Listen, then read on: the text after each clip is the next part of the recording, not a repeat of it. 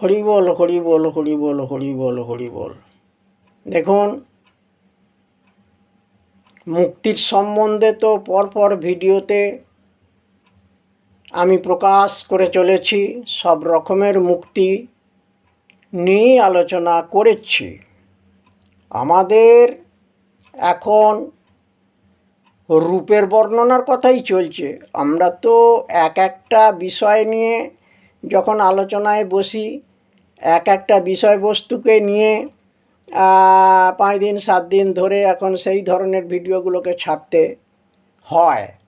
যেমন পূর্বেতে যখন ধরুন উত্তরগোষ্ঠ আরম্ভ করেছি তখন উত্তরগোষ্ঠের কথা, যখন নৌকবিলাস আরম্ভ করেছি তখন নৌকবিলাসের কথা, যখন মান পর্ব শুরু করেছি তখন মানের কথা, যখন মাথুর শুরু করেছি তখন মাথুরের কথা।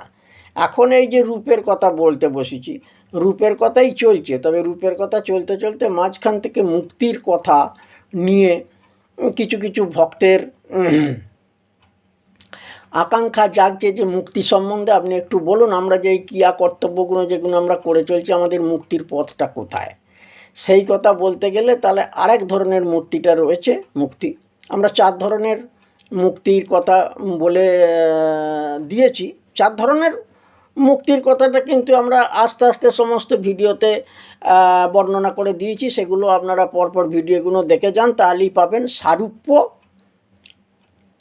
সালোক্য, সামীপ্য আর শাষ্টি, এই 4 দফা বলা হয়ে গেছে। একটা দফা বাকি রয়েছে, সেটা হচ্ছে কি না সাযুজ্য মুক্তি। সেই সাযুজ্য মুক্তিটা কাকে বলে সেটা বলে দিচ্ছি। ভগবানের দেহের সঙ্গে একেবারে বিলীন হয়ে যাওয়া, ভগবানের দেহে মিশে যাওয়া। যেমন মহাপ্রভুর একটা কিংবদন্তি রয়েছে যে মহাপ্রভু জগন্নাথের শরীরে মিশে গিয়েছিলেন। যদিও এ সম্বন্ধে মতভেদ আছে বটে, তবুও এটাও তো একটা মত বটে, এ মতটাও তো প্রচলিত রয়েছে। কিন্তু কোনটা সঠিক বেঠিক মশাই আমি চোখে তো চেয়ে দেখতে যেতে পারিনি, বা আপনি পেয়েছেন কি না সেটা জানি না।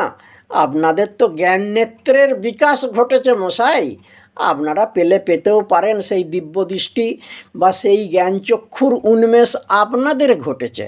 আমার মতো অধমের দ্বারায় সেটা সম্ভব নয়। হরি বল হরি বল। তা যাই বা হোক,